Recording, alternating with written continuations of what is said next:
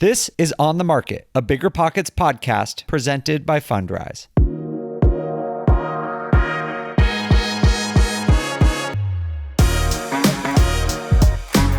Hey everyone, welcome to On the Market. I'm your host, Dave Meyer, with Henry Washington today. How's it going? What's up, buddy? Happy to be here, man. Love doing these types of shows with you. Yeah, this one was fun. So we today are bringing on Jay Chang, who is into co-living, which is a strategy, a real estate investing strategy that I'm fascinated by. It seems kind of new, and I knew nothing about it up until like 2 weeks ago, and really wanted to have someone on tell us about it. So what do you think of the interview? I think it's a really, really cool concept that, you know, as you'll hear in the episode, that I just think is going to take off at some point because the market's calling for it. But it's really, really early. And I mean, there's a lot of stigma, I think, tied to it right now because there's only one thing really people know to compare it to, which is like college dorm living. But when you look at these facilities and when you look at what they're actually offering, it's way cooler than that. Yeah, it seems really nice. Did you stay, when you come to Denver for Bigger Pockets, did you stay at that place, the Catbird, by any chance? No, I didn't. Oh, okay. There's like this hotel there it kind of reminds me of, but it's just like a really cool model, really efficient use of space. You'll hear from Jay, but you get way more rent per square foot than a normal rental. Property management costs are a little bit higher, but there's some really interesting economics behind this. And I totally agree with you that like whoever figures out how to do this well is going to do extremely well. So I think this is a fascinating interview, and we're going to get into that in a minute. But first, I wanted to talk to you and ask your opinion about something. Uh-oh. Yes, I know. That's what you're here for. We just want your opinion.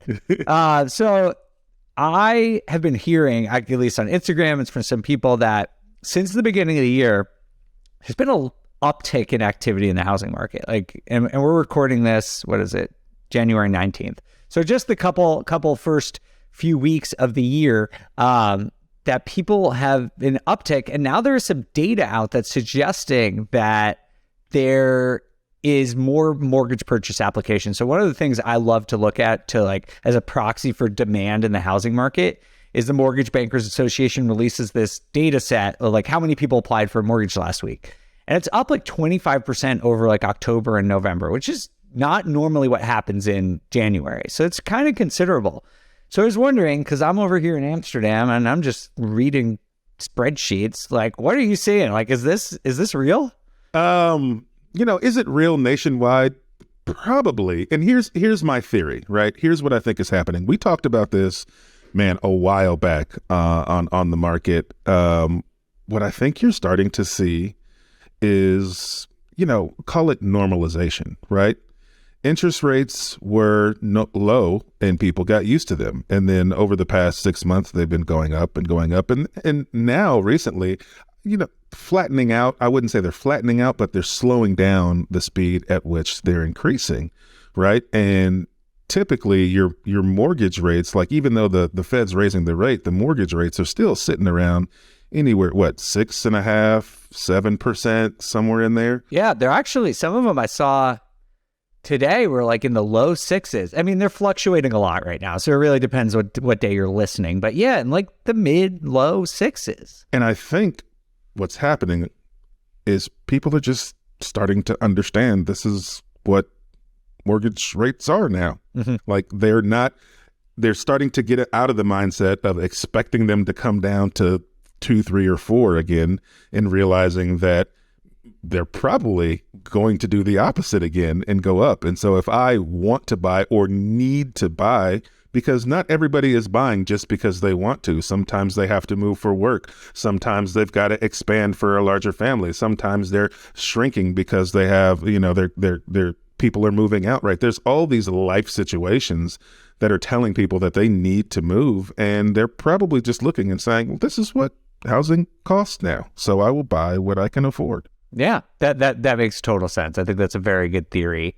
Yeah, it's just like, it's so funny how your brain gets anchored to like these ideas. Like, oh my God, like we were like 4%, like a year ago. Like, oh my God, it's crazy, 4%. Now we're like, yeah, 6.5%. It's so good. It's just like, it's so funny.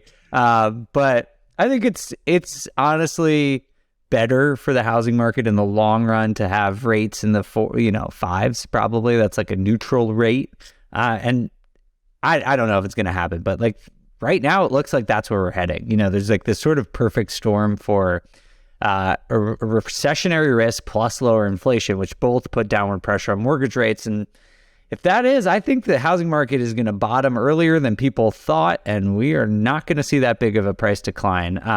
That's if mortgage rates keep going down, which is a big if. But I think there is case for the housing market outperforming expectations from even just a couple of months ago. I mean, pre-COVID, rates were at 6%, and people didn't bat an eye.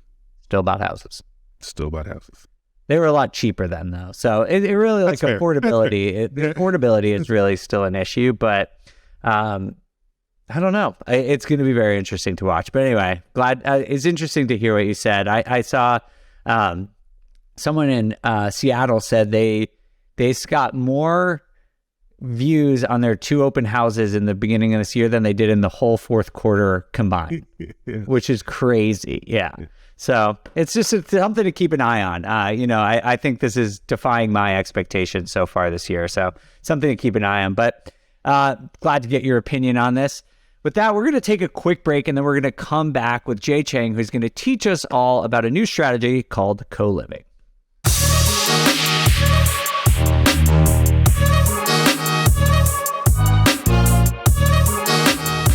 Jay Chang, welcome to On the Market. Thanks for being here. Yeah, good morning, Dave and Harry. Thanks for having me. Could you tell our audience a little bit about yourself and your involvement in real estate investing? Yeah, of course. Right now, I'm currently working at Tripalink as a director of real estate, and I've been doing real estate since I graduated. So about 8 years. I did 2 years after graduation, I did 2 years of construction management, working on high rises in downtown LA. The building was called Metropolis, and then I worked on some high-end hotels like the Edition Hotel in West Hollywood. And then after that, I really wanted to get into real estate development, so I joined CIM Group. I was there for 3 years, and then by 2017, 2018, I started hearing about co-living, and it's not a new concept, but it was getting more and more popular. And at the time, there were big co-living operators like Ollie, Star City, and Common.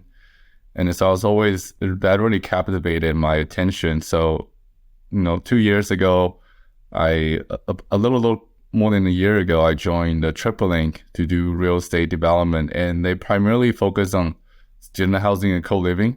So that's where I am today.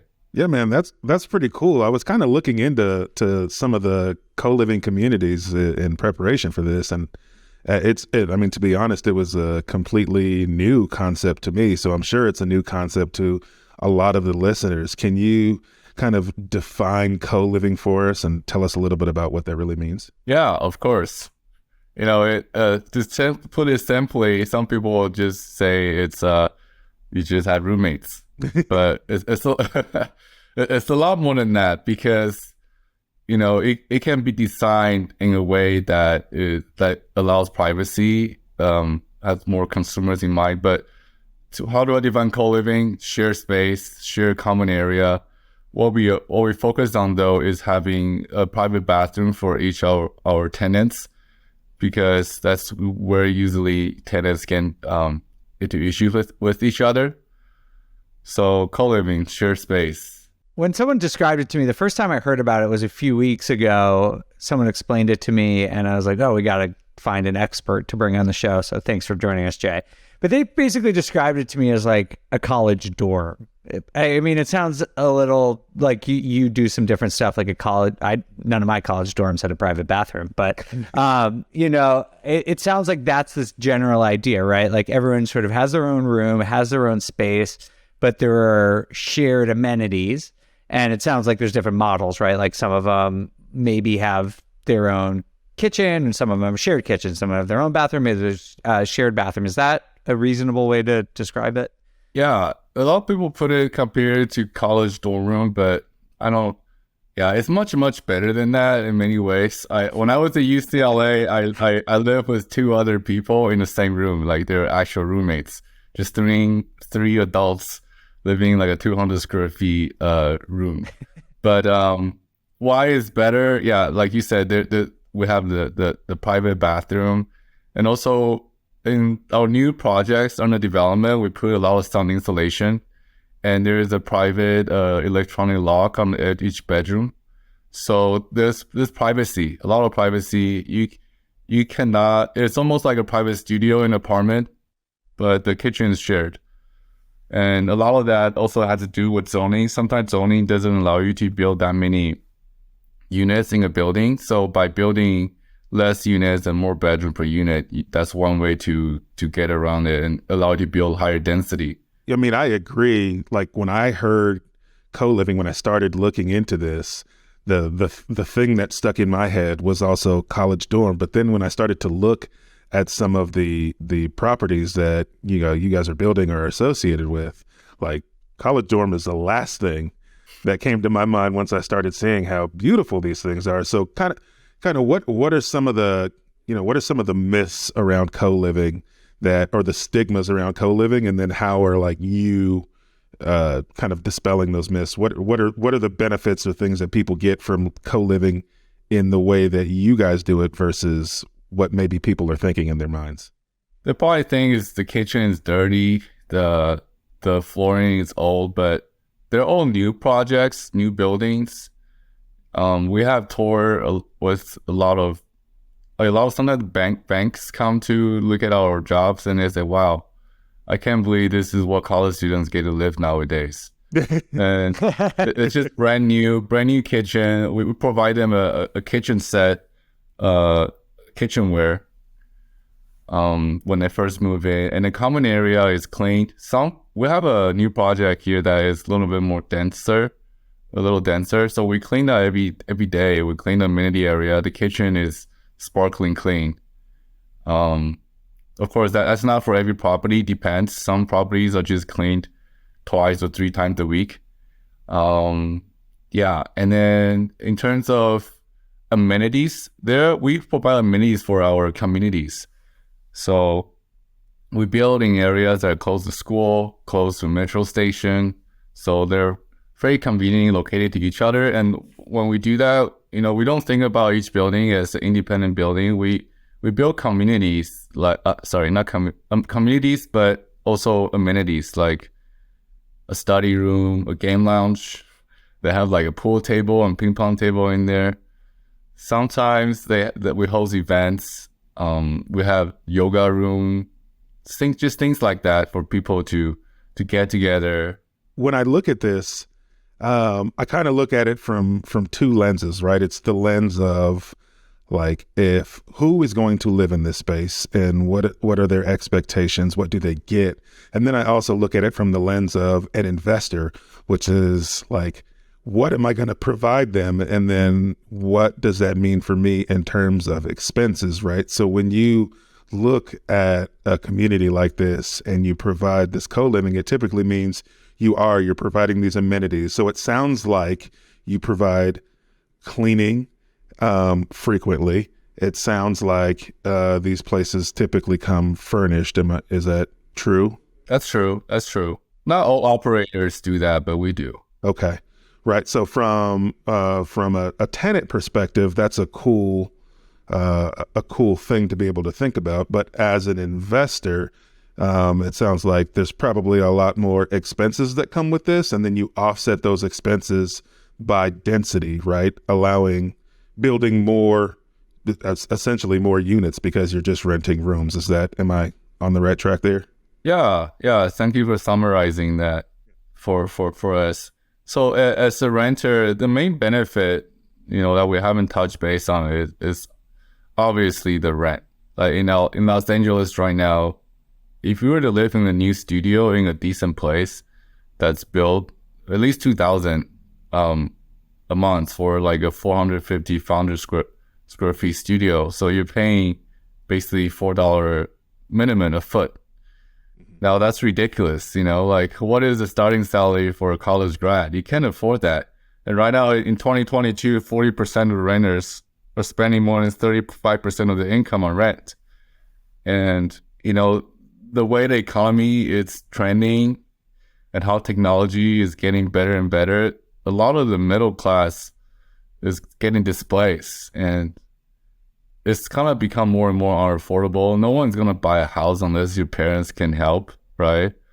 So that's why co-living is such a popular choice. And also it's very conveniently located in good locations. We're not going to put it in the middle suburb. We put it next to grocery stores, a nice grocery store like Erewhon or Whole Food, or we put it next to metro station or even a hospital for hospital workers. So there are tons of opportunities. And in respect to investors, yeah, it really comes down to the bottom line. Of course, it's higher expenses, but ultimately, because of the density, even though each person is paying less on rent, the price per square footage per rent you can get on each property is much higher. So if you're getting $4 a foot on a studio, you can probably get up to $5 a foot. So that's a 25% difference. That's pretty impressive. And what about on the renter side? Like, can you quantify the savings for the average renter? Like, how much are they saving living in a co-living arrangement rather than in a studio, for example? Yeah, at least 30%. Wow. Yeah. Wow. Pretty substantial. That's incredible. And are the leases the same? Like, are you signing 1-year leases, or are they different in any way? It depends. Most of the time we sign a 1-year lease, but I know some properties we do like a short-term lease, like 3 months, 6 months. I know Common does 3 months, but when you do a 3-month lease, they're gonna jack up the price by 20-30% higher because there's just higher turnover and vacancies. That was actually going to be my next question about turnover and vacancies. Do you find that people treat this as sort of a short-term option until they can find a more conventional living arrangement, or how is your lease renewal rate with co-living? Yeah, most of our properties on student housing, so the renewal rate is less than 50%, but that's because most people, they graduate from school, and a lot of them are master. They're just here for a year. We also have a lot of international students coming here. We have a marketing team in China actually to market that. But yeah, to answer your question, for sure, co-living is more attractive to young professionals and students who are here for like a couple of years. Let's say you're moving to a new city, you don't know anybody. It is a really great way to get plugged in. So we don't want obviously don't want tenants to leave. And we also understand that not everyone wants to share a kitchen indefinitely. Mm-hmm. So a lot of the properties we're developing right now, it has a mixture of co-living and studios, 1 bedrooms. Mm. Personally, I wouldn't live with 5 other people. Even though I'm really big on co-living. If I were moving to a new city, I would. But I think we can all agree on, first, everyone needs a place to live. And second, everyone wants a community. So even though you move out a co-living suite, you go into a studio or 1 bedroom, you can still enjoy the amenities and the community that you once was part of. You graduate from the co-living and you just move up a floor, right? To the nicer apartment. Yeah. So, I mean, for me, I can definitely see the appeal of it from the renter side. I mean, for saving 30% on your rent, honestly, sharing a kitchen doesn't seem like that big of a concession. My big question is how difficult is the property management for you on something like this? It is difficult, very difficult. However, we hire a resident manager. Not really hire. We will give them some discounts and just help us. Most of the issues are related to maybe some cleaning or roommate conflicts. So we give them some discount on rent and then just help us mitigate the issues. But to be honest, if you have higher sound insulation. We add resilient channels between the walls. That's typically, you don't do that unless it's like a studio in an apartment. So it's better soundproof. And then if the amenity area is clean, there's really not much issue. And plus you have your private bathroom. You keep yourself bathroom as clean as you want. So yeah, private bathroom has to be the huge win to keeping we used to call them in the corporate world, we would call them people issues. It's yeah. Private bathrooms got to go a long way to keeping the people issues at a minimum. And then like if you're professionally cleaning the common areas and the kitchens, because every roommate issue I had was typically around somebody leaving their dirty dishes in the sink. So yeah. So what are the other, do you have any thoughts on what the additional cost of property management is? Like, are you still, I don't know if you employ your team full time, or do you outsource it? Oh, we do it in-house. We're not really charging more than an average property management. We're actually cheaper than Greystar, and we try to automate a lot of the issues. AAA actually has a tech arm that works on a lot of automation, and we're building a technology. So AAA has three main functions. The first function is the tech arm that I discussed. And then the second arm is the property management. We manage all our properties that we build, and we manage for others, for big developers like Jameson and Weissman. So we have about 2,000 plus, I think 2,000 units in K-Town that we're managing for other people. And then the third arm is what I do. We do real estate development. So sometimes we co-GP with other developers, but most of the time we own it outright, and then we do the design, entitlement, permitting, and then construction, and then we rent. Sometimes we exit. Yeah. We talked a little bit about, obviously there's going to be higher turnover if you're going to have a student base. So when you're like underwriting these, like if you're going to do a new property, do you underwrite them? Like what vacancy percentage are you underwriting? Like what are you expecting these to do consistently from a vacancy perspective? Our vacancy rate near USC is actually quite low. It's about 2%. Oh, wow. What? Yeah. Okay. That's insane. Yeah, it's there's definitely turnover, but a lot of people join every year, and we lease it out. Wow. What about maintenance costs? In my mind, I keep thinking this business model is sort of a mashup between rental properties and short-term rentals, because you have sort of the cleaning element of short-term rentals. You have the furnished, at least for you as an operator. Not, again, like Jay said, not every co-living operator does this, but you have furnished parts. And from my experience in short-term rentals, these places get used pretty hard. And there's a lot of need to replace equipment and furniture. Do you see that as well in co-living? Yeah, for sure. There's definitely a higher maintenance cost. It comes at a cost. Our expenses also is about, I would say, 10% higher than an average traditional apartment, because of the repair, maintenance, and also cleaning. And we also include utilities as part of our expense. So yeah. So you can really just come in with luggage and move into a newly built apartment for 30% below studio.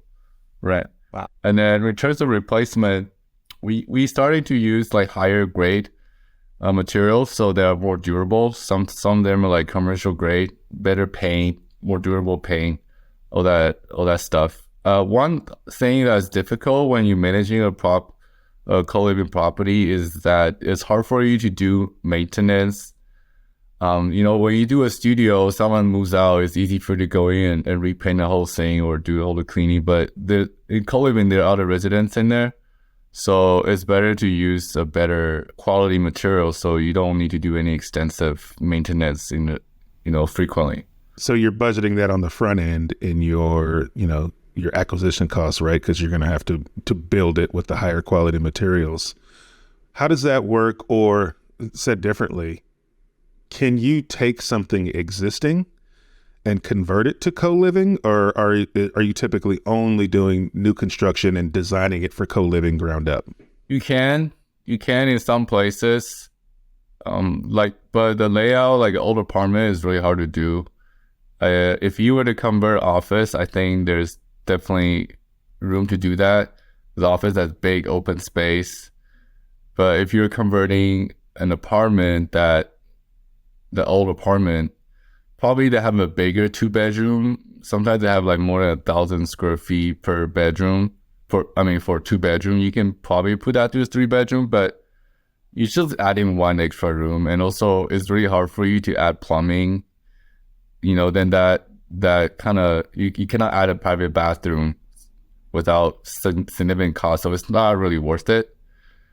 And also the way we look at it is we want it to be compact, but also not too compact. So we have a minimum, like for like a 3-bedroom, we try to keep it around 900 square feet. So it's like 300 square feet per room. When we say 300 square feet, that includes the common area, the corridor, and the bedrooms. Yeah, the entire unit. Jay, it sounds like you don't do this, but have you seen any operators who do this with single family homes? I mean, I guess that's more called... Yeah, bungalow. Oh, bungalow. Yeah, I guess that's more called like rent by the room, but yeah. So what's their model? Their model is they find a single family house owner and then they master lease it and rent it out. I know they also got some funding and started to buy a lot of single family houses. I have looked at I was interested in seeing how much money they're actually making per single family house, and I did some quick underwriting. I just don't think they can make much money from single family house because the maintenance is really high, and you can't really scale. Each location has 5-6 bedroom max, but for us, each location can be 40, 100 plus bedrooms. So it's harder to do that effectively with single family house. I think this absolutely, I mean, I can totally see this making sense in markets that are expensive and have like high college density, like LA's, New York's, right? These major cities. What other areas do you think this model fits or makes sense in? I mean, you hit it right on. Exactly what you said. To be honest, co-living will only make sense in the unaffordable market, in the key gate market like New York, LA, San Francisco. San Francisco is not really a great market right now, but pre-COVID, it would have been an excellent market. I would say this, so as an apartment developer, traditional apartment developer, a lot of the metrics they look at is the income ratio, the income to rent ratio. So they want the tenants to obviously be able to afford higher rent. So they want the rent to not be too high, so they can afford it. But for us, it's different. We actually look at it in reverse. We look at areas that are unaffordable. It's kind of a different target market. Yeah. So if people wanted to do that calculation for themselves and identify a market where they could consider co-living, how do you do that calculation? What metrics do you use? And do you have any advice for our listeners on how they can do it? Yeah.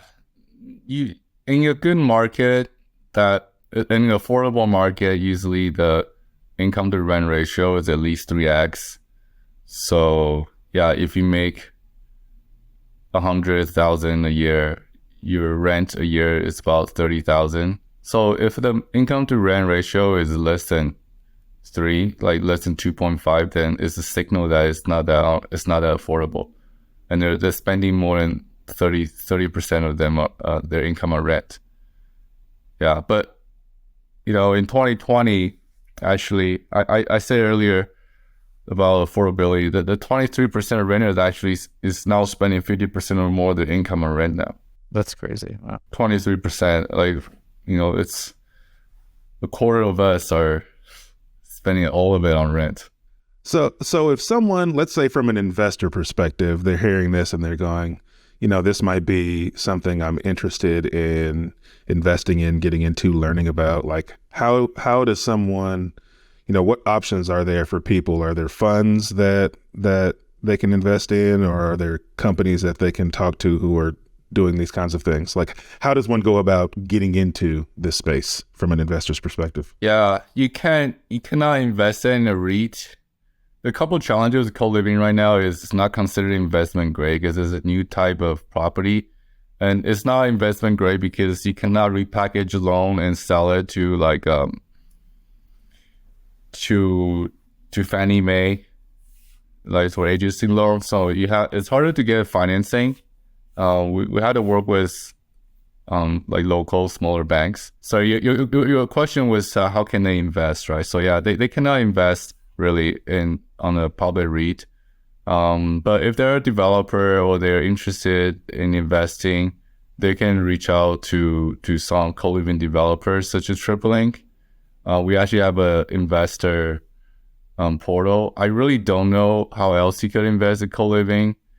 Another way you can do that is some people, they buy their own house, and it's basically just house hacking, you rent it out in a small scale. Yeah, it's just like they call it like rent by the room, or just house hacking a single family home. Like you can definitely do something like that. Because I've read some stuff about rent by the room where you get similar premium on rent per square foot or per bedroom, a 20%, 25% increase in rent by doing that with a corresponding headache in property management. Yeah, I honestly, it makes sense financially, but is it really worth it to have 5 other roommates with you and then you have to like clean a common area? Ugh, I don't know. It depends. It depends on how much rent is. Yeah. I'm just remembering the houses I lived in with friends in college, and it just seems like it was fun back then, but man, the property manager must have hated us. Yeah. But Jay, are there syndications available? Like if you're an accredited investor, like are there development projects that investors could do co-living, invest in co-living passively? Yeah, I think there's not that many co-living developers, but if you go to local networking events, you might be able to meet some. Yeah, we do some syndications. We know a few other small developers in the area also doing syndication. Yeah. All right, great. Well, Jay, thank you so much for being here. We really appreciate you sharing this. I've learned a lot. I think this is super compelling. I do want to learn how to if there's syndications available, or maybe Henry and I are going to go in on our first one. But this has been super helpful. I think it's a really cool idea that clearly there's going to be demand for this. Like that part seems just so obvious to me, that this seems like a cool place to live for way less than what you would pay elsewhere. So good on you for being in this really cool industry. Is there anywhere people can connect with you if they want to learn more about this? Yeah, thank you for having me. You can contact me on biggerpockets. It's Jay Chang, and then you can also find me on LinkedIn. Yeah, BiggerPocket will have most of the links that you would need to contact me directly. I love that. You're just sending people to BiggerPockets. That's maybe the first time we've ever had that, but as an employee of BiggerPockets, we really appreciate that. Yeah, no problem. Thanks, man.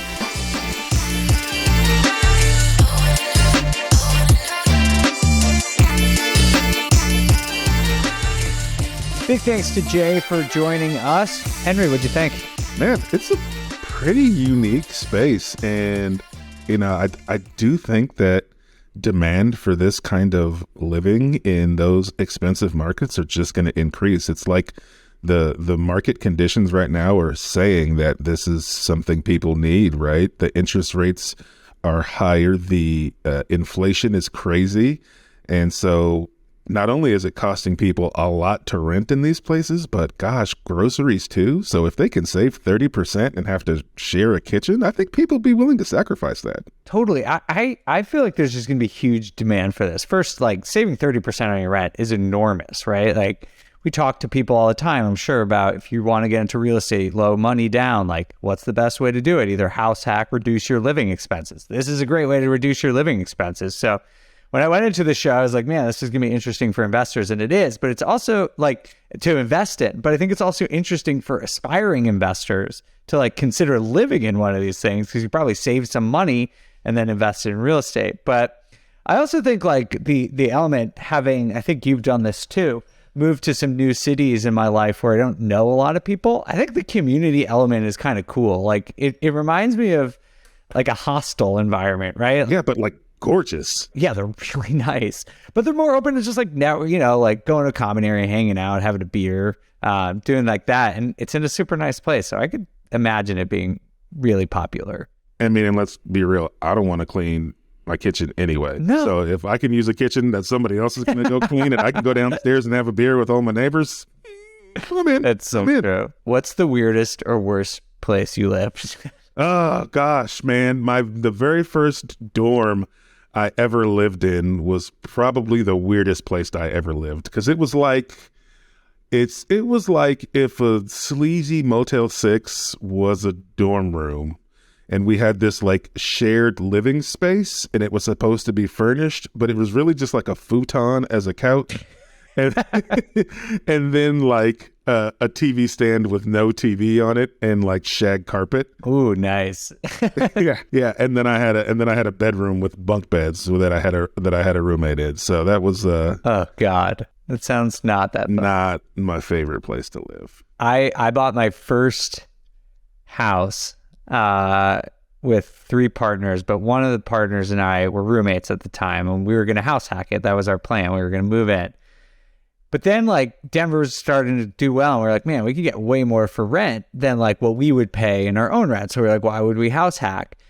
And his grandmother had just passed away, and she lived in a retirement community, and the market was still like falling like crazy. And his mom was like, you guys just pay the utilities, take care of the house.